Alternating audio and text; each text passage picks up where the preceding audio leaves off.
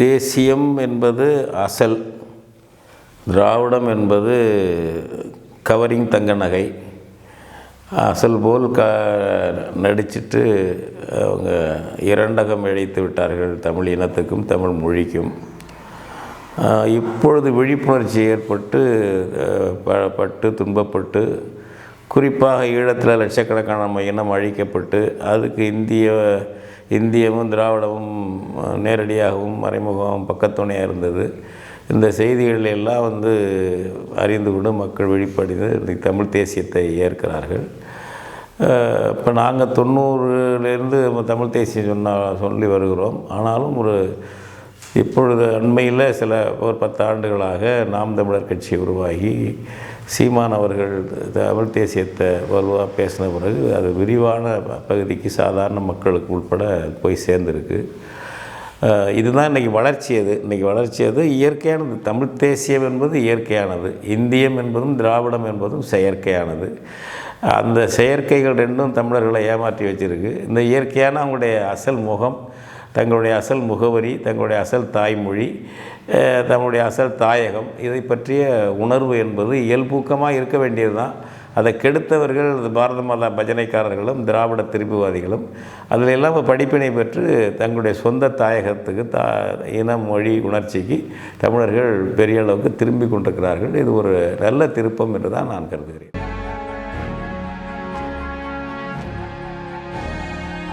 இப்போ அவங்களுக்கு உண்மையாக நம்ம மொழி இனம் தாயகத்தோட திராவிடவாதிகள் நின்று இருந்தாங்கன்னா, அவங்களுக்கு எதிரி யார்?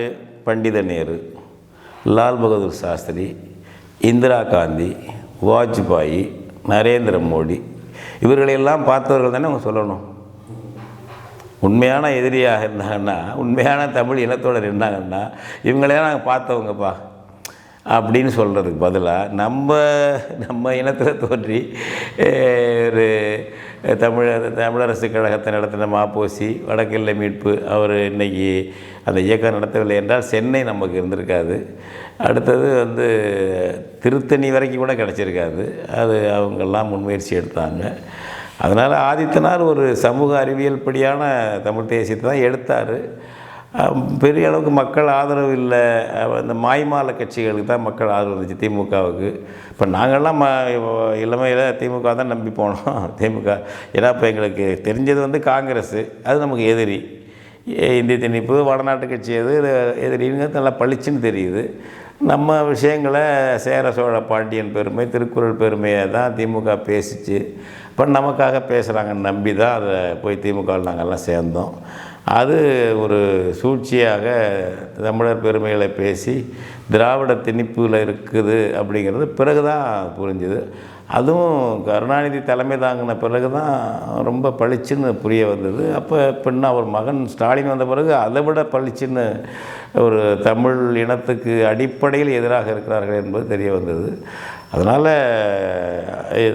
இதை மக்கள் அன்றைக்கி தவறுதலாக தமிழ் தேசியத்துக்கு பதிலாக ஏற்றுக்கிட்டு இவங்களை ஏற்றுக்கிட்ட தமிழ் தேசியம்னு கருதி தான், அது தமிழ் தேசியம்ன்ற ஒரு காயினை ஒரு சொல்லணுன்னா கூட நம்ம தமிழ் இனம் மொழி தாயகத்துக்கு திமுக நிற்குது அப்படின்னு நம்பினாங்க. இருக்கிறது போல் அவங்க பேசினாங்க. அதனால தான் இந்திய தேசியம் என்று ஒன்று கிடையாது. இந்திய அரசமைப்பு சட்டம் கூட இந்திய தேசியம் என்று ஒன்றை சொல்லவில்லை. அவர் இந்திய தேசியத்துக்குள்ளே இருந்து கொண்டு தமிழ் தேசியம் வேணார். அதை நம்ம தொடர்ந்து நாங்கள்லாம் விமர்சிச்சுட்டு வர்றோம். அதை அந்த புரிதலில் மாற்றுக்கிறதுல பிழையானதுன்னு. அதே சமயம் அவர் செஞ்ச பங்களிப்பையும் எடுத்துக்குவோம். அவர் இப்போ மாப்போசியை வழிகாட்டியை வச்சு நம்ம தமிழ் தேசியம் பேசலையே. என்னது மாப்போசி சொல்லியிருக்காரு, அதை அடையிறதா எங்கள் லட்சியம் நம்ம சொல்லலையே. அதுபோல் ஆதித்தனார் சரியாக தான் பேசினார். அவர் தோல்வி கண்டவுடனே எலெக்ஷனில் தாங்க முடியலை, போய் எதை எதிர்த்தாரோ, எந்த திராவிடத்தை எதிர்த்தாரோ அதோட சேர்ந்துட்டார். அதெல்லாம் தவறுங்கிறோம் நாங்கள். ஆதித்தனார் பண்ணது அது தவறு தான். எங்கள் முன்னோர்கள் பண்ண தவறு எங்களுக்கு படிப்பினையாக அமையும். எங்கள் முன்னோர்கள் தான், மாப்போசியாக இருந்தாலும் ஆதித்தனாக இருந்தாலும், அந்த தவறுகளை நாங்கள் திரும்ப செய்ய மாட்டோம். அதனால் நாம் ஒரு புதுசாகவே ஒரு பொன்மொழி மாதிரி ஒன்று எழுதுகிறோம் நாங்கள். கடந்த கால சாதனைகளிலிருந்து வீரம் பெறுவோம், கடந்த கால தவறுகளிலிருந்து பாடம் பெறுவோம் அதுதான் தமிழ் தேசியத்தில் நம்ம கடைபிடிக்கிறது. அதுபோல தான் மாப்போசியாக இருந்தாலும் ஆயத்தனாக இருந்தாலும் அவர்கள் செய்த பிழைகளை, தவறுகளை அதெல்லாம் ஒன்றுமில்லை பூசி மொழிகிற இது நம்ம தமிழ் தேசியத்தில் கிடையாது. அதனால் நீங்கள் பிரதான எதிரிக்கு நீங்கள் என்றைக்கு எதிரியாக இருந்துருக்கீங்க? பண்டித நேருக்கு கருப்பு கொடி காட்டினேன் அது இதுங்கிறீங்க. பிறகு என்னாச்சு? இந்திரா காந்தியோட ஜால்ரா போட்டு இந்திரா காந்தியோட கூட்டணி சேர்ந்து என்றது கருணாநிதி, திமுக. அதன் பிறகு மன்மோகன் சிங் இந்திரா காந்தி மருமகளோட கூட்டணி சேர்ந்து 10 வருஷம் அந்த கூட்டணி மந்திரி சபையில் இருந்தீங்க, 2004 2014 வரைக்கும். அதுக்கு முன்னாடி 1999 2004 வரைக்கும் பாஜக தலைவர் வாஜ்பாய் தலைமையில் கூட்டணி சேர்ந்து அதில் கூட்டணி அமைச்சரவையில் இருந்தீங்க. நீங்கள் இந்த தம்பிகள் பேசுகிறாங்கள, உடனே மாப்போசி எடுத்தோம். அது ஏன் காற்றுல குத்தி கையை வலிச்சுக்கிட்டு நான் குத்திட்டேங்கிற காற்றுல குத்திக்கிட்டு இருக்கேன். நாங்கள் மாப்போசியை முன்மாதிரியாக வைக்கலையே, ஆதித்தனாரை முன்மாதிரியாக அது போன போது நாங்கள் போகணும்னு சொல்லலையே. நீயா எடுத்துக்கிற? ஏன்னா எங்களை எதுக்கிறதுக்கு உனக்கு சரக்கு கிடையாது. நாங்கள் நேச்சுரலாக இயற்கையை பேசுகிறோம். எங்கள் தாயகத்தை, எங்கள் தாய்மொழியை, எங்களுடைய இனத்தை பேசுகிறோம். நீ வேறு ஒரு இனத்தில் இருக்கலாம், அல்லது வேறு ஒரு இனத்துக்கு நீ சுவீகார பிள்ளையாக போயிருக்கலாம். தமிழ் இனத்தில் பிறந்திருந்தாலும் இனத்தை விட்டுட்டு திராவிட இனத்துக்கு சுவீகார பிள்ளையாக போயிருக்கலாம். அங்கே போயிட்டு அதாச்சும் விசுவாசமாக அங்கே பண்ணிட்டு எதுக்காக நீ எங்களை நாங்கள் வைக்கிற தமிழ் தேசியத்தில் என்னென்ன குறை இருக்குன்னு சொல்லி பேசுவோம், விவாதிப்போம். நாங்கள் எதுக்கு முன்வைக்கிற தமிழ் தேசியத்தில் இப்போ நாங்கள் சொல்கிறோம், இந்தியாவை இறையாண்மை உள்ள தேசிய இனங்களின் கூட்டரசாக மாற்று. இன்றைக்கி உள்ள கான்ஸ்டியூஷன் அரசமைப்பு சட்டத்தை முழுசாக மாற்று. ஆளுநர் பதவியை ஒழிச்சுக்கட்டு, அது இருக்கக்கூடாது. அதுபோல் மாநில அரசை கலைக்கக்கூடிய 356 ரத்து பண்ணு. இந்தி தான் இந்தியாவின் ஆட்சி மொழின்னு சொல்லக்கூடிய ஆர்டிகிள் 343 ரத்து பண்ணு. மாநில அரசு தான் வரி போடணும், எல்லாம் பண்ணணும். அதை பகிர்ந்துக்கிட்டு மத்திய அரசுக்கு கொடுப்போம். அதை மத்திய அரசில் இந்த 2 சபை கூடாது. மக்களவை, மாநிலங்களவையில் 2 சபை கூடாது. ஒவ்வொரு மாநிலத்துக்கும் சம எண்ணிக்கையில் பிரதிநிதிகள் இருப்போம். அப்படி தான் இருக்கணும். ஏன்னா இதெல்லாம் தனித்தனி தேசமாக இருக்க தகுதி உடையது, தனித்தனி தேசமாக இருந்தது. பிரித்தானிய பீரங்கிகளின் வல்லுறவுக்கு பிறந்து தான் இந்தியா என்ற நிர்வாக கட்டமைப்பு. எனவே இப்போ பழைய மாதிரி நமக்கு அந்த காந்தியடிகள் தான் சொன்னார், தனியாக இருந்தால் ஒவ்வொரு இனமும் என்னென்ன சுதந்திரத்தை அனுபவிக்குமோ அது பூரா இந்திய கூட்டாட்சியில் இருக்கணும் அவங்களுக்கு, அதே சமயம் பிரிஞ்சு போயிடக்கூடாது என்று காந்தியடிகள் 46 வெளிநாட்டு நிருபர் கொடுத்த பேட்டியில் சொல்கிறார். அதுபோல் அந்த உரிமைகள் எங்களுக்கு வேணும் என்று நாங்கள் வைக்கிறோம். நீ திராவிடத்தில் என்னையாவது வச்சுருக்கியா? உன் மாநில சுயாட்சி என்னைக்காவது வச்சுருக்கியா? அது மாதிரி கோரிக்கை வச்சுருக்கியா? இன்றைக்கி நீ சொல்ல தயாரா? ஆளுநர் ரவி இருக்காப்புல, ரவியோட பேசிக்கிட்டு இருக்கே தவிர ஆளுநர் நியமனம் 161 இதெல்லாம் கூடாது, அரசமைப்பு சட்டத்திலேருந்து இதெல்லாம் நீக்கிடுன்னு நாங்கள் சொல்கிறோம். நீ சொல்ல தயாரா? மாநிலங்களவை மக்களவை உறுப்பினர்களை கூட பண்ணுறதா குறைச்சி போகிறதா நமக்கு பாதிப்புங்கிற. நாங்கள் மக்களவை மாநிலங்களவை 2ஐயும் கலைச்சிரு. புதுசாக இப்போ தமிழ் தேசிய பேரிங்கன்னா சொல்கிறேன், புதுசாக இந்த மாதிரி கூட்டமைப்பு வச்சுக்க அப்படின்னு சொல்கிறோம். நீங்கள் சொல்கிறீங்களா அது மாதிரி ஏதாவது? அதனால் அந்த செட்டு விசுவாச ஊழியர்கள் டெல்லிக்கு எப்போவுமே, ஏன்னா அவங்க குருநாதர் காட்டிய பாதை அதுதான். அதிகாரத்தில் இருப்பவனுக்கு அடிபணிஞ்சு போகிறது என்பது தான் ஈவேராவுடைய பழக்கம். 47 ஆகஸ்ட் 15 வரலும் வெள்ளைக்காரன் இருந்தான், அவனுக்கு இணக்கமாக போய் எழுதி கொடுத்துட்டு நான் ஒன்று எதுக்க மாட்டேன்னு 34 வாக்கில் எழுதி கொடுத்து அதில் இருந்து அங்கே சலாம் போட்டு இருந்தார். அவன் வெள்ளைக்காரன் போகிறன்னு போகாதே என்கனவா பாட்டு பாடினார். நீ அப்படியே போனாலும் இந்தியா பூரா விட்டு போயிட்டு தமிழ்நாட்டை விட்டுட்டு போயிடாத, உன்னுடைய டெல்லி கண்ட்ரோலில் வச்சுக்க தமிழ்நாட்டுன்னு சென்னை மாகாணத்தில் சொன்னாலும் ஈவேரா. அதனால் உங்களுக்கு உங்கள் பரம்பரையே அது மாதிரி இருப்பீங்க. அது மாதிரி தான் கருணாநிதி போய் காங்கிரஸோட கூட்டு சேர்ந்தார். அப்புறம் இந்திரா காந்தி இவங்க ஆட்சியை தான் கலைச்சிது, எம்ஜிஆரை கையில் வச்சுக்கிட்டு கலைச்சிது இந்த அம்மா. 77 திமுக ஆட்சி, 76 ஜனவரி 31. பிறகு 80ஆம் ஆண்டு நேருவின் மகளே வருக நிலையான ஆட்சி தருகன்னு நடைபாவாடை வச்சது யார்? கருணாநிதி. பாட்டு பாடி நடைபாவாடை வச்சது யார்? உங்கள் பழக்கம் அது. நாங்கள் அது மாதிரி இப்போ நாம் தமிழே இருக்காங்க, நான் யாரோட கூட்டணி கிடையாதுங்கிறாரு. எந்த கட்சியும் நான் கூட்டணி கிடையாது, பாஜகவோட கிடையாது, காங்கிரஸ் கிடையாது, உன்னோட கிடையாது, அவனோட கிடையாதுன்னு சொல்கிறாரு. இப்போ இதை பற்றி பேசினே, இதெல்லாம் பேசாமல் நீங்கள் மாப்போசியை பற்றி அதை பற்றி வேணால் என்ன அர்த்தம்? உன்ட்ட சரக்கு இல்லை. நம்ம தமிழ் பிள்ளைகள் பழைய காலம் மாதிரி நீங்கள் சொல்கிறதெல்லாம் கேட்டு போக மாட்டாங்க. எல்லாம் நீ உன்ட்ட சரக்கு இல்லை, வெத்து வேட்டுங்கிறத புரிஞ்சுக்கிட்டானுங்க. உன் புருடாவெல்லாம் இன்னுமே எடுபடாது.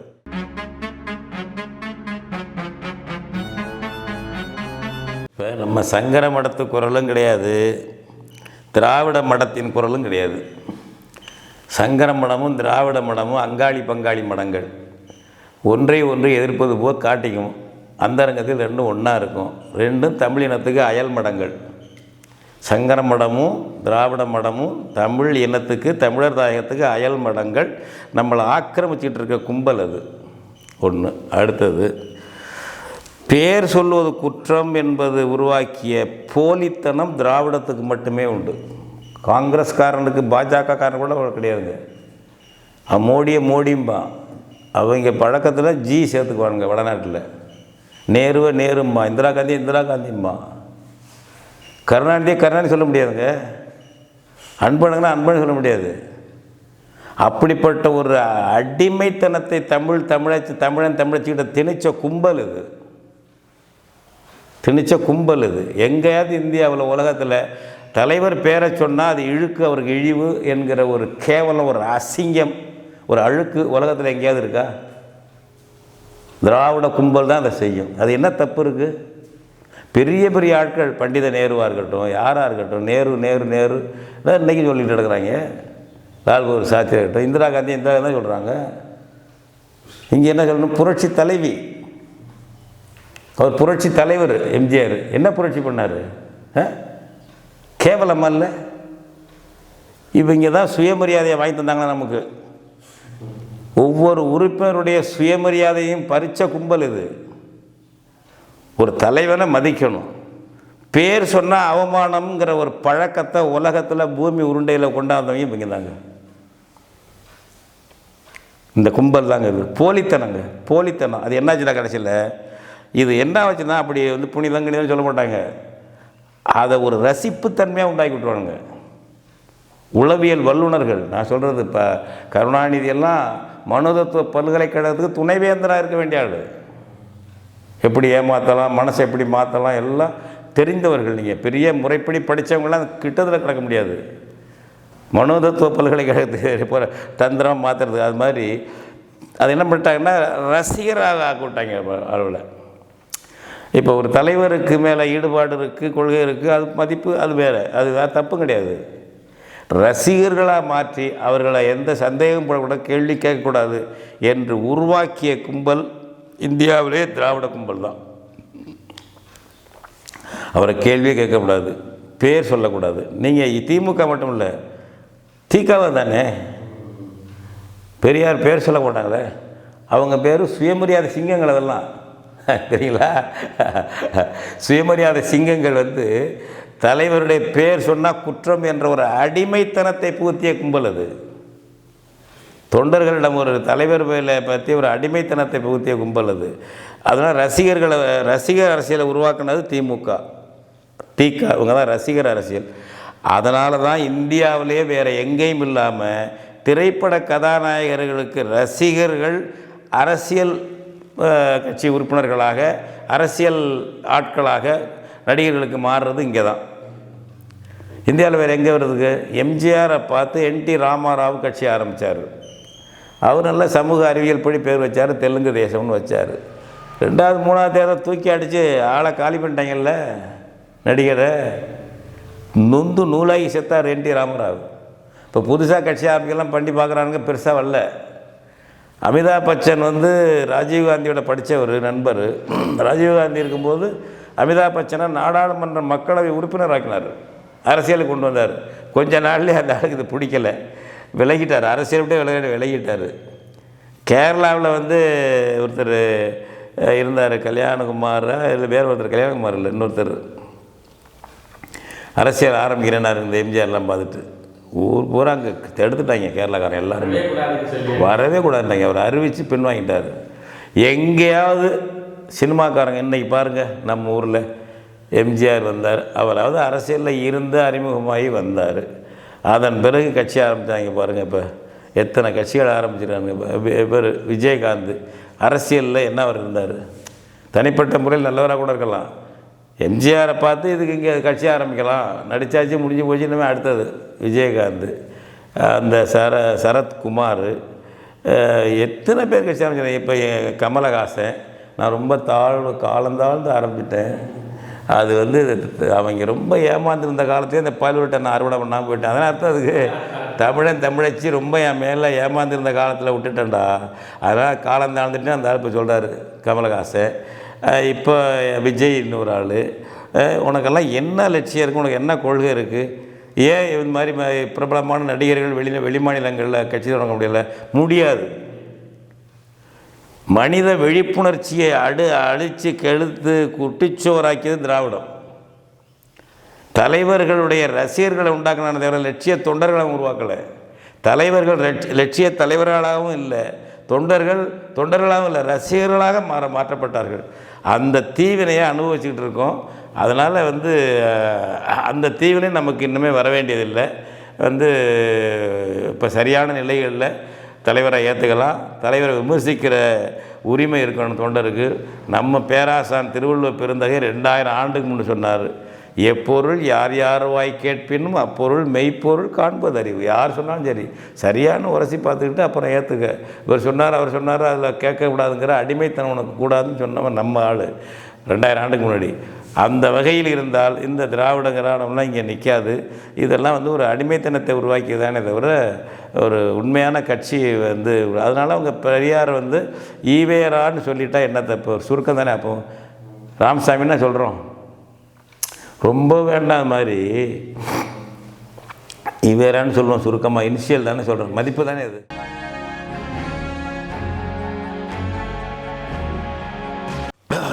நெஞ்சார பொய் சொல்லாதேன்னா, நெஞ்சார பொய் சொல் என்பது திராவிட அகராதிங்க.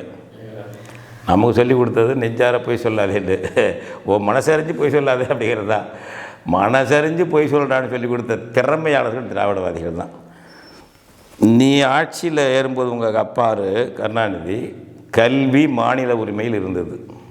இப்போ மட்டுமல்ல, இந்திய அரசமைப்பு சட்டம் கவர்மெண்ட் ஆஃப் இந்தியா ஆக்ட் 1935 வெள்ளையன் ஆட்சியில் வந்தது. அப்பொழுதே அது மாநில உரிமையில் வந்தது. அதனால தான் 37 ஆட்சிக்கு வந்த ராஜகோபாலாச்சாரியார் பள்ளிக்கூடங்களில் அவர் இஷ்டத்துக்கு இந்தியை திணிச்சார்.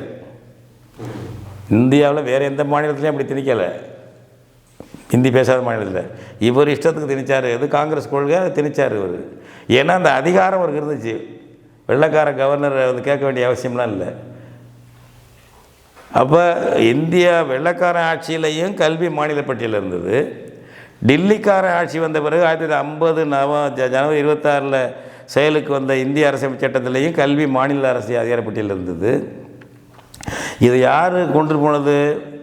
ஒரு இந்திய அரசினுடைய ஆதிக்கம் உள்ள ஒரு மாறுவேட பட்டியல்னு இருக்குது. அதுக்கு பேர் கன்கரண்ட் லிஸ்ட்டுன்னு பேர். மாறுவேட பட்டியல் அது. அவனுக்கு யூனியன் லிஸ்ட்டு தான் அது. அதை மறைக்கிறதுக்காக பொதுப்பட்டியல்பானுங்க. இப்போ அதை ரொம்ப விளக்கமாத்துக்கு பட்டு கொஞ்சம் மாதிரி திமுகவில் மொழியாக்கம் பண்ணி திமுக ஒத்திசைவு பட்டியல் ஒரு படலங்க அப்படிலாம் கிடையாது. அந்த கன்கரண்ட் லிஸ்ட்டில் இருக்கிறத மாநில அரசு மசோதா இயற்றலாம். குடியரசுத் தலைவர் கையெழுத்து போட்டால்தான் சட்டமாகும். இல்லையேல் சோதாக்கள் நிறைவேற்றிய மசோதாக்களாகவே அவை கிடைக்கும். அது என்ன நம்ம அதிகாரம்? அது இந்த பட்டியலுக்கு இந்திரா காந்தி கொண்டு போனார் நெருக்கடி நிலை காலத்தில். 42வது திருத்தத்தில் அந்த அம்மா கொண்டு போச்சு. என்ன, மாநில அதிகார பட்டியலில் இருந்த கல்வியை மத்திய அதிகார ஆதிக்கம் உள்ள பொதுப்பட்டியலுக்கு கொண்டு போச்சு. நீ நேருவின் மகளை இவர்கள் நிலையான ஆட்சி தருகன்னு கருணாநிதி பாட்டு பாடினார்ல, ஆதரிக்கிறல்ல இந்திரா காந்தியை, அதை மீண்டும் மாநில பட்டியலுக்கு கொண்டு வந்தியா? இன்றைக்கி கேட்குற இந்த மு.க. ஸ்டாலினும் ராகுல் காந்தி ஒன்றா கையெழுத்து போட்டு ஒரு கூட்டறிக்கை விட தயாரா? கல்வியை மீண்டும் மாநில பட்டியலுக்கு கொண்டு வர வேண்டும், விட தயாரா? யாரை ஏமாத்துறீங்க? மாநில பட்டியலில் இருந்ததை இழந்தது திமுக. அதை மீட்காமலே அவனோட கூட்டணி 80 கூட்டணி, அப்புறம் அங்கே இங்கே இது 2004 2016 வரைக்கும் கூட்டணி, 10 ஆண்டு கூட்டணி மன்மோகன் சிங் ஆட்சியில். நீ ஆதரிக்கலாம், மன்மோகன் சிங் ஆட்சி நடக்க முடியாது. அங்கே தனிப்பெரும்பான்மை வரல காங்கிரஸுக்கு, கூட்டணியெல்லாம் இருந்தீங்க. எப்போவாது மாநில பட்டியலுக்கு மாற்றி நீ கேட்டது உண்டா? உங்கள் அப்பா கேட்டது உண்டா? நீங்கள் கேட்டது உண்டா? அது மாதிரி ஒன்றா சொல்லுவேன். ஒன்றா நீ விட்டு கொடுத்துருக்குற, சாதாரண இல்லை. உனக்கு பதவி தான் முக்கியம். இந்த முதலமைச்சர் பதவியை இன்னும் குறைச்சி கொடுத்தாலும் சாமி எனக்கு கூட சாமின்னு கேட்குற கும்பல் நீங்கள். அதான் அடுத்தது காவல்துறை வெள்ளைக்காரன் காலத்துலேருந்து மாநில பட்டியலில் இருக்குது, இப்போவும் வச்சுருந்தாங்க காவல்துறையை. இதில் மத்திய போலீஸ் சிபிஐ ஒரு மாநிலத்தில் வந்து விசாரிக்கணும்னா மாநில அரசு அனுமதி பெறணும்னு இருந்துச்சு நிபந்தனை, விடுதலை பெற்ற இந்தியாவிலும் இருந்தது. அது தேவையில்லை என்று என்ஐஏ என்று ஒன்று உருவாக்குனது யார்? நேஷனல் இன்வெஸ்டிகேட்டிங் ஏஜென்சி, தேசிய புலனாய்வு முகமை. மாநில அரசை கேட்க வேண்டியதில்லை, அவனுக்கு தகவலும் சொல்ல வேண்டியதில்லை, யாரை வேணாலும் பிடிக்கலாம். எந்த நீதிமன்றமாக இருந்தாலும் ஒரு மாநில நீதிமன்றத்தை இது என்ஐஏ நீதிமன்றம்னு அவனே டிக்ளேர் பண்ணிக்கலாம் அதிகாரி என்று கொண்டு வந்தது எப்போ? நீ கூட்டணியில் இருந்தப்போ 10 ஆண்டு, கருணாநிதி கூட்டணியில் இருந்தபோது தான் என்ஐஏ கொண்டு வர்றாங்க. தீவிரமாக தான் பாஜக செயல்படுத்துகிறான். மாநிலத்தில் இருந்த போலீஸ் பட்டியலில் மத்திக்கு அனுமதி இல்லாமல் கொண்டு போனதுக்கு ஒரு சட்டம் திருத்தம் கொண்டு வர்றான். எதிர்த்து நீ வெளிநடப்பு பண்ணியா? அடுத்தது வரி வசூல் உரிமை. தம்பி இது பாருங்கள், 37 ராஜாஜி உருவாக்கின வழி எது? விற்பனை வரி. இந்தியாவிலே வேறு யாரும் உருவாக்கலை. கள்ளுக்கடை மூடின உடனே, சாராயக்கடை மூடினா வந்து வருமானம் பாதிக்கப்படுது அப்படின்ட்டு என்ன பண்ணார்னா ராஜாஜி மூடியாச்சு, வரி இல்லை மாநில அரசுக்கு. அப்போ தான் விற்பனை வரி, கமர்ஷியல் டேக்ஸ் என்று ஒன்று உருவாக்குறார். விற்பனை வரி முழுக்க முழுக்க மாநிலத்துக்கு உரியது, மத்திக்கு இல்லை. அது சேர்த்து மத்திய அரசாங்கம் ஏற்றுக்கிட்டு அது பாடம் இயங்கிக்கிட்டு இருந்தது. அதை ரத்து பண்ணது யார்?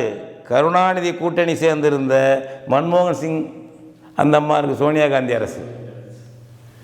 நீ தான் அதை ரத்து பண்ணி ஜிஎஸ்டின்னு கொண்டு வந்த. அந்த ஜிஎஸ்டியை தயார் பண்ணது காங்கிரஸ் கூட்டணி, காங்கிரஸ் திமுக கூட்டணி. செயல்படுத்தியது பாஜக. நீ கேட்குறிய மாநில உரிமையை நாங்கள் விட மாட்டோம்னு. நீ பொய் சொன்னாக்க எல்லாம் ஏற்றுக்கணும். பழைய காலம் இல்லை, 1.5 சீட்டுக்காக நிற்கிறான் பாருங்கள் சிபிஎம் சிபிஐ. அந்த காலம் இல்லை. இப்போ தனிச்சு நிற்கக்கூடிய ஒரு வாய்ப்பு வந்துச்சு. இப்போ அதை வெற்றி பெறணும் என்னமோ நான் நினச்சி நிற்கிறேன்னு நிச்சயமாக நட்டுட்டு ஒவ்வொருத்தருத்தலையும் அவர் கூடுதலாக வாக்கு வாங்கிட்டுருக்காரு. அது என்னென்னா அவருடைய சாகசம் மட்டும் இல்லை, அது மக்களுடைய கருத்தும் இருக்குது. புரிதல் வந்துருச்சு. ஏமாத்துறாங்கடா திராவிட கட்சிக்காரங்க. இப்போ டெல்லிக்கு கங்காணி இந்த இப்போ திராவிட கட்சிக்காரன் ஒன்றொன்னா நீ விட்டு கொடுத்துருக்க, ஒன்றொன்னா மாநில உரிமையை விட்டு கொடுத்துட்ட. நான் விட மாட்டேன். இந்த பாருங்கள், அந்த இது கூட நீங்கள் சொல்கிற செய்தி வந்திருக்கு, இன்றைக்கி ஒரு பத்திரிகையில் வந்திருக்கு. இனம் மொழி காக்கவும் மாநில உரிமைகளை மீட்கவும் முன்னாள் முதல்வர் அண்ணா, கருணாநிதி ஆகியோரின் வழியில் எனது தலைமையிலான திமுகவும் போராட்ட குணமிகுந்த இயக்கமாக செயல்பட்டு இந்திய ஒன்றியத்தின் திசை வழியை தீர்மானிக்கிறது. எப்படி? ஜிஎஸ்டியை பறிச்சுக்க, என்ஐஏ கொண்டு வா அப்படிங்கிற திசை வழியை திமுக தீர்மானிக்குது. டெல்லிக்கு எல்லா அதிகாரம் போகணும், மாநிலத்துக்கு வேண்டாம், நாங்கள் சைலண்டாக பார்த்துக்குறோம். ஒரு வெக்கம் இருக்கா? நான் கேட்குறேன், இது வருத்தப்படக்கூடாது. ராஜமன்னார் குழுன்னு உங்கள் அப்பா ஒன்று போட்டார்ல, அது பெரிய அளவுக்கு மாநில சுயாட்சி எல்லாம் கேட்டுறல, சும்மா சில திருத்தங்கள் சில இதுதான். அதை செயல்படுத்த சொல்லி ஒன்றால் செயல்படுத்த முடிஞ்சா உங்கள் அப்பாவில் முடிஞ்சுதா? ராஜமன்னார் குழு அறிக்கையை 1974 சட்டப்பேரவை, மாநிலங்கள், அப்போ எம்எல்சி சபை, மேலவை எல்லாத்தையும் வச்சு நிறைவேற்றி ஒருமித்து அனுப்புனீங்க. ஏதாச்சும் நிறைவேற்றிருக்கானா? நிறைவேற்றணும் என்று சொல்லி அந்த ராஜமன்னார் பரிந்துரையை நிறைவேற்ற வேண்டும் என்று சொல்லி என்றைக்காவது தேர்தலில் நீ கோரிக்கை வச்சுருக்கியா? உங்கள் அப்பா வச்சது உண்டா? உங்களுடைய அன்பர் நண்பர் ஆழி செந்தில்நாதன் எல்லா புத்தகம் போட்டிருக்காரு, மாநில சுயாட்சி போட்டிருக்காரு. அது என்னென்னா, நீங்கள் ராஜமன்னார் குழு அறிக்கை சட்டசபையில் வைக்கும்போது ஒருத்தன் பேசினது, மேலவையில் வைக்கும்போது பேசினது, உங்கள் கருணாநிதி விட்ட சவடால் எல்லாம் அதில் இருக்குது. என்னைக்காவது அதை உன் தேர்தல் அறிக்கையில் ராஜமன்னார் குழு அறிக்கையை செயல்படுத்து, என்னென்ன வகையில் செயல்படுத்துன்னு கேட்டது உண்டா? எப்படின்னா இவங்க விட மாட்டாங்க, எதுக்காக விட மாட்டாங்க. எப்படின்னா, ஒரு வாழை பிடிச்சிருவாங்க. ஓடுகிற ஒரு பூதம் இருக்குன்னு வச்சுக்கோங்க, நம்மளை சாப்பிட்ற பூதம், அது வாழை பிடிச்சிருவாங்க. வாழை பிடிச்சிட்டு இங்கே பாரு நான் வாழை பிடிச்சி இழுக்கிறேன், வாழை பிடிச்சி இழுக்கிறேன்ட்டு பூதத்தோடவே ஓடிக்கிட்டு இருப்பான். வால் பிடிக்கும் வல்லவர்கள் திமுக அதிமுக, வால் பிடிக்கும் வல்லவர்கள். நான் வாழை பிடிச்சேன்னா இல்லையா, இழுத்து அவன் ஓடிக்கிட்டே இருப்பான் பூதத்துக்கு பின்னால். அதுதான் கருணாநிதி, அதுதான் ஸ்டாலின், அதுதான் அதிமுக, வேறு எதுவும் கிடையாது தம்பி. இதை நம்ம மக்கள் புரிஞ்சுக்கணும். வால் பிடிக்கும் வல்லவர்கள், வாழை பிடிச்சிட்டு ஓடிக்கிட்டு இருப்பான். நமக்கு என்ன போஸ் கொடுப்பான்னா, நான் வாழை இழுத்துக்கிட்டு இருக்கேன், நான் வாழை இழுத்துட்டேன். என்னடி இழுத்து எங்கே நிறுத்தினேன்? ஒரு அடி பின்வாங்க வச்சான்னு கேளு. ஒரு அடி அவன் எந்த உரிமைகளை பறிச்சுக்கிட்டே போகிறான். ஒரு அடி பின்வாங்க வச்சிங்களா? ஒரு அடி அவன் என்ன சொல்கிறான்னு இன்றைக்கி நாங்கள் கேட்குறோம், வெளியே இந்திக்காரன் வந்து குவிஞ்சிட்டான், அவன்லாம் நாளைக்கு இதை தேர்தலில் அவன் முடிவு பண்ண போகிற அளவுக்கு வந்துட்டான், அவனை தடுத்து நிறுத்து. தேர்தல் அறிக்கையில் சொன்னீங்கள்ல ஸ்டாலின், நம்ம மக்கள் புரிஞ்சுக்கணும். 2021 தேர்தல் அறிக்கையில், சட்டப்பேரவை தேர்தல் அறிக்கையில் என்ன சொன்னீங்க? நாங்கள் ஆட்சிக்கு வந்தால் வெளி மாநிலத்தவருடைய வெள்ளத்தை தடுப்பதற்காக தமிழ்நாட்டில் தனியார் துறையில் 75 விழுக்காடு வேலை தமிழர்களுக்கே, மண்ணின் மக்களோட இல்லை தமிழர்களுக்கே என்று சட்டம் இயற்றுவோம். வாக்குறுதி கொடுத்துருக்குற 2021 அச்சிட்ட வாக்குறுதி. அதை பற்றி மூச்சு விடுறியா நீ? என்னைக்காவது ஸ்டாலின் பேசுகிறீங்களா? தொழிலாளி வேலைக்கு செஞ்சாலும் அவனை வச்சு தொழிற்சங்கம் நடத்துறதுல கம்யூனிஸ்ட்டு, இதை பேசுகிறியா? இந்திக்காரனுக்கு தனியாக தொழிற்சங்கம் ஆரம்பித்த கிழக்கு கடற்கரையில் சென்னையில் ஆரம்பித்த ஆள் யார்? சிபிஎம். அவனோட போய் பேசுறதுக்காக இந்தி பயிற்சி நடத்தினது ஆள் யார்? சிபிஎம். எடுத்து அம்பலப்படுத்தி போட்டோம் சிஐடியு. ஹிந்தி தெரிஞ்சுக்கணும் தொழிற்சங்க தலைவர்கள், தொழிலாளி இந்திக்காரெலாம் வந்துட்டான். அது மாதிரி செட்டு நீ வந்து 75 விழுக்காடு என்னைக்காவது அதை பேசுகிறீங்களா? அப்படி இப்படி இப்படி இப்படி அன்னை தமிழ் அர்ச்சனைன்னு சொன்னேன். அக்ரஹாரம் ஏற்றோன்னே அப்படியே அடி பணிஞ்சு அவனுக்கு கீழே போய் அவன் காலில் தண்ணி ஊற்றி கும்பிட்டுக்கிட்டு கிடக்கிற. எந்த கோயிலில் அன்னை தமிழ் அர்ச்சனை இருக்குது? எந்த கோயிலில் நீ தமிழில் குடமுழுக்கு பண்ணுற? வெளியில் நாங்கள் போராடி கைதாவரம் போகிறோம் வர்றோம், வெளியில் வந்து தேவாரத்தை பாட விடுறது ஒலிபெருக்கில் இருக்க மக்களுக்கு ஏதோ நடக்கிற மாதிரி நடிக்கிறது. சேகர் பாபு நின்றுக்கிட்டு இந்த வடபழனிலையும் சரி அந்த பழனிலையும் சரி அந்த குடமுழுக்கில் நம்ம எல்லாம் அவர்கிட்ட போய் மனு கொடுத்தாங்க. நம்ம தெய்வத்தமிழ் பேரவையெல்லாம் ஒரு வரி, நாங்கள்லாம் அங்கே தான் இருந்தோம் பழனியில். ஒரு இடத்துல கூட தமிழ் அர்ச்சனை வேள்வியிலையும் கருவறையிலையும் குடமுழுக்கு கோவத்தை வராமல் பார்த்துக்கிட்ட ஆள் யாருன்னா சேகர்பாபு தான். அக்ரஹாரத்துடைய கைத்தடியாக சேகர்பாபு செயல்பட்டுருக்கார், தமிழ் வராமல் பார்த்துக்கிற ஆள். இப்போ தேர்தல் 2026 வந்தோடனே திராவிடத்தை குறைச்சிக்கிட்டு தமிழ்னு பேசுகிறீங்க. 2026 புரிஞ்சுக்குவாங்க உங்களை, பழைய மாதிரிலாம் ஏமாற மாட்டாங்க. புரியுதா? அது மாதிரி நாங்கள் உறுதியாக நிற்போம். உறுதியாக நீ வால் பிடிப்பேன். பாஜக இருந்தாலும் வால் பிடிப்பேன், காங்கிரஸ் இருந்தாலும் வால் பிடிப்பேன், இன்னும் யாரும் வந்தாலும் வால் பிடிப்பேன். டெல்லி ஏகாதிபத்தியத்துக்கு அக்ரஹாரத்துக்கும் வால் பிடிப்பேன். உன் தொழிலே அதுதான், எதுக்கிறது மாதிரி நடிப்பேன். இதுதான்.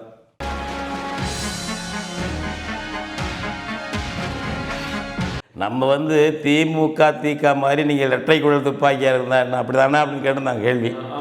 இரட்டை குழல் துப்பாக்கின்னு அப்படி இல்லை. திமுகவிலிருந்து பிறந்தது பிறகு வந்து திமுக, அடுத்தது வந்து அவர் ஈவேரா வந்து கொச்சையாக திட்டினார். அண்ணாதுரையெல்லாம் வந்து என்ன பண்ணார்னா, என் சாப்பாட்டை விஷம் வச்சார் அண்ணாதுரை வைக்க திட்டமிட்டு என்னை கொல்ல சதி பண்ணாருன்னே பத்திரிகையில் எழுதி அண்ணா வழக்கு போட்டார். அதுக்கப்புறம் அவங்கள திமுகன்னு சொன்னாலே தீட்டுன்னு கருதின ஆள் ஈவேரா. அதனால் கண்ணீர் துளிகள் கட்சின்னு தான் அப்போ எழுதுவார். விடுதலையும் இப்படி தான் எழுதுவார். காத்து கட்சின்னு தான் எழுதுவார் அவர். அப்படி எப்போவுமே அந்த மாதிரி சொல்லிக்கிட்டு அந்த திமுக ஒழிப்பு தான் முதல் வேலை திட்டம் ஈவேராவுக்கு. 49லேருந்து திமுக எதிர்ப்பு தான் அவருக்கு முதல் வேலை. அதுக்கு யாரை வேணாலும் துணைக்கு எடுத்துக்குவார். அதுக்கு போய் காமராஜரை தலைவர் எங்கள் கூட்டணிக்கு மாதிரி அவராக சொல்லிக்கிட்டு இவர் பச்சை தமிழர்னார். எதுக்கு? அண்ணாதுரை கொச்சை தமிழர்னு சொல்கிறது தான். ஏன்னா 57 போய் சட்டமன்ற தேர்தலில் காஞ்சிபுரத்தில் அண்ணா நிற்கும்போது அங்கே போய் சீனிவாஸ் ஐயருக்கு காங்கிரஸ் வேட்பாளருக்கு ஓட்டு வேட்டையாட போன ஆள் ஈவேரா. அங்கே போய் பேசிவிட்டார், என்னால் தான் திமுகவில் இருப்பவனெல்லாம் தலைவனானா வேசி மகனெல்லாம் இங்கே நிற்கிற வேட்பாளர் உட்பட வேசி மகனெல்லாம் என்னால் தலைவராகிவிட்டான், இப்போ என்னையே எதுக்குறாங்கன்னு சொல்லி பேசிவிட்டார்.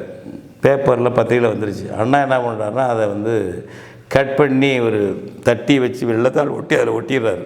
ஒட்டிட்டு ஒரு காண்டா விளக்கு கொண்டு பக்கத்தில் கட்டி விட்டுறாரு. நிருபர்கள் கேட்குறாங்க, உங்களை இழிவுபடுத்தி பேசியிருக்காரு, நீங்கள் அவருக்கு இப்படி வச்சு விளக்கு வேறு போட்டிருக்கீங்க, அவர் ஆத்திரில் படிக்க முடியாதுல்ல, ஏன் அப்படி பண்ணுறீங்கன்னு ஒரே பதில் சொன்னார். அண்ணா சொன்னார், நாங்கள் அவரை எங்கள் தந்தை என்கிறோம், அவரோ எங்களை தாசி மக்கள் என்கிறார், நான் என்ன சொல்ல முடியும் அப்படின்னு சொல்லிட்டார். இப்போ என்னன்னா, அண்ணாதுரையை திமுகவை பகைவனாக காட்டி ஒழிச்சு கட்டுற உத்தியை பகிரங்கமாக செஞ்சார் ஈவேரா. அண்ணாதுரை நிறையா படித்தவர் விவரம் தெரிஞ்சு என்ன பண்ணார்னா, அதை அவருடைய சீடர்களைப் போல் நடித்து அந்த கூடாரத்தை காலி பண்ணணும். நீங்கள் எங்கேயும் இருக்கலாம், திமுகவில் இருந்தாலும் அதுதான், அதனால் திமுகவில் இருக்க வேண்டிய அவசியம் இல்லை என்ற உளவியலை உருவாக்கி ஆள் இழுக்கிறதுக்காக என்ன பண்ணார்னா அண்ணாதுரை, இதோ இந்த நாற்காலி காலியாகவே இருக்கிறது, நான் பொதுச் செயலாளர் தான் திமுகவுக்கு, நான் தலைவர் நாற்காலி காலியாக இருக்குது, தந்தை பெரியாருக்காக காலியாக இருக்கிறது, என்று வந்தாலும் அவர் இதில் உட்காரலாம், இன்றும் அவர்தான் எங்களுக்கு தலைவர். இது என்னது? அனுகூல சத்ரு போர் முறை, ஆரிய போர் முறை. அண்ணாதுரை அதை கடைபிடிச்சிட்டாரு. இந்த ஆள் பேசுகிற மாதிரி ஈவேரா மாதிரி நம்ம ஏற்றுக்கிட்டு கிடக்கக்கூடாது, அவங்க சூடாவானுங்க தேக்கால உள்ள ஆட்கள், அவனை அரவணைச்சு கூடாரத்தை காலி பண்ணணும். அப்படி தான் பண்ணார் அண்ணாதுரை. இழுத்துட்டு பெரும்பாலும் இழுத்துட்டார். அந்த மாதிரியான தந்திரம் அது, ஒருத்தரை அழிக்கிற தந்திரம் அது. அப்படி தந்திரம் எங்கள்கிட்ட இல்லை. நம்ம எங்கள் தமிழ் தேசிய பேரியக்கத்துலேருந்து தனியாக பிரிஞ்சதும் இல்லை, அதுலேருந்து நாங்கள் பிரிஞ்சதும் இல்லை. தனித்தனி காலகட்டங்களில் தனியாக இன மொழிக்காக உருவான இயக்கங்கள் இருந்தது. அவர்கள் தேர்தல் நிற்கிறாங்க, நாங்கள் தேர்தல் நிற்க வேண்டாகிறோம். தேர்தலே கூடாது என்பதல்ல, ஒரு உறுதியாக ஒரு போராட்டம் இருந்தால் அதை எதிர்கொள்வதற்கு அப்படியும் ஒரு அமைப்பு தேவை. கட்டாய லட்சிய அமைப்பு என்பது தேவை. தேர்தலை பயன்படுத்தும் ஒரு அமைப்பு தேவை. அது அவங்க இருக்கிறாங்க, நாங்கள் இப்படி இருக்கிறோம். எனவே 2 இரட்டை குழல் துப்பாக்கிகளில் ஒருவர் சரி தவறு பண்ணால் திறனாய்வு செய்தவர்களுடைய உரிமையோடு இருக்கக்கூடிய தோழமை உறவு தான் எங்கள்கிட்ட இருக்குது. இப்போ சீமான் நாம் தமிழர் கட்சியில் எனக்கு சில இது தவறாக இருக்குன்னா உடனே திறனாய்வு பண்ணலாம்.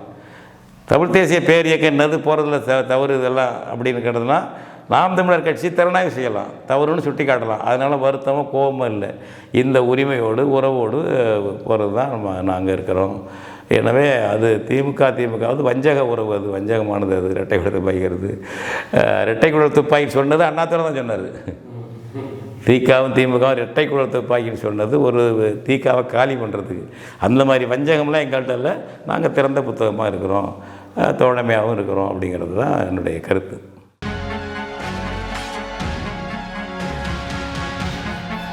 கேள்வி நல்லது கேட்டது தம்பி.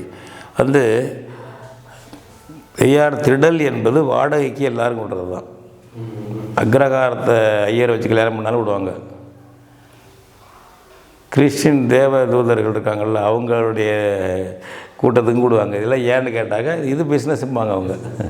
அதனால் அதில் கொள்கை உடன்பாட்டுக்காக போய் போட்டோங்கிறதெல்லாம் அப்படி கிடையாது. ஒன்று அது பெரிய மண்டபம், நல்லா கூடம் வைக்கிறது, வெளியில் கார்லாம் நிறுத்துறது, நல்ல திடல் நல்ல அதான் முதன்மையானது. அவங்க எல்லாத்துக்கும் விடுறவங்க.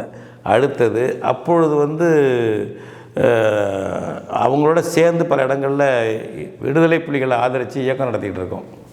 கூட்டங்களில் விடுதலை புலியை ஆதரித்ததில் தொடக்கத்திலேருந்து திராவிடர் கழகம், வீரமணி ஐயா தலைமையில் உள்ள திராவிடர் கழகம் தொடர்ந்து விடுதலை புலியை ஆதரித்தாங்க. எப்போ அவர் அதை நிறுத்திக்கிட்டார்னாக்க, இந்திய அரசு விடுதலை புலி போன்ற ஆயுத குழுக்களுக்கு பயிற்சி கொடுக்கும்போது நேசமாக இருக்கும்பொழுது இவங்க நேசமாக இருந்தாங்க. இந்திய அரசுக்கும் போராட்ட குழுக்களுக்கும் பிரச்சனை வந்த உடனே அப்படியே துடிச்சிட்டார் வீரமணி. அந்த மாதிரி காலம் அது. நாங்கள் நடத்தினதெல்லாம் இப்போ நேசமாக இருந்த காலம். இந்திய அரசும் ஒரு போய் அதை ஒழிச்சு கட்டணுங்கிறது மாதிரி பிற்காலத்தில் எடுத்தாங்களே தவிர 87 படையை அனுப்பினார் ராஜீவ்காந்தியை தவிர அந்த காலத்தில் இல்லை. அப்போ ஏற்பட்ட ஒரு தொடர்பு இருந்தது. அதன் பிறகு இவர் என்னாச்சுன்னாக்க, இந்திய அரசு முடிவெடுத்தோடனே வீரமணி அதிலேருந்து எல்டிடி ஆதரவை விலகிக்கிட்டார். தன் கட்சியில் எல்டிடி ஆதரிக்கிறவங்களாம் கட்சியை விட்டு நீக்கினார். அந்த விஷயத்தில் தான் இப்போ கூட இவர் கோவை ராமகிருஷ்ணன்லாம் நீக்கப்பட்டது போனது என்பதெல்லாம் இந்த விஷயந்தான். விடுதலை புலி அவர் ஆதரித்தாருங்கிறது தான். கொளத்தூர் மணியும் விடுதலை புலியை தொடர்ந்து ஆதரித்தார். அதனால் அதை விட்டு வெளியில் வந்தார். அந்த மாதிரி காலம் ஒன்று. இப்போ அங்கே 90 அங்கே போடலாங்கும்போது உடனே அந்த இடத்துல போடலாம் அப்படின்னு சொல்லி நாங்கள் சுபவீர பாண்டியன் நாங்கள் எல்லாம் சேர்ந்து செயல்பட்டோம். அவர் திமுகவை கடுமையாக எதிர்ப்பார். ஏனென்றால் அது விடுதலை புலியோட ஆதரவாக இல்லை, ஈழத்தில் உண்மையான ஆதரவாக கருணாநிதி இல்லைங்கிறதுனால தான் அவருக்கு அவர் கண் திறந்தது மாதிரி கடுமையாக எதிர்ப்பார். நாங்கள் இந்த தமிழ் தேசிய தன்னுரிமை மாநாடு நடத்தணும்னு முடிவு பண்ணது நம்ம தமிழ் தேசிய பேரியக்கம். அப்போ தமிழ் தேசிய பொதுவுடைமை கட்சி பேர் எதை வச்சுருந்தோம். அந்த அமைப்பில் தான் முயற்சி எடுத்து ஒரு கலந்து பேசினோம். நம்ம சுபவீர பாண்டியன், நம்முடைய கவிஞர் இன்குலாப்பா, அறிவுமதி எல்லாத்தையும் தொடர்பு எல்லாத்தையும் கலந்து பேசும்போது பெரியார் திடலில் போடலாம், நமக்கு நல்ல விசாலமாக இருக்கும், இடம் இருக்கும், அவங்களும் ஒன்றும் அதுக்கு தடை இல்லாமல் கொடுப்பாங்க அப்படிலாம் பேசுங்க அப்படின்னு சொல்லிட்டு அவர் தொடர்பு சிவவிக்கு உண்டு.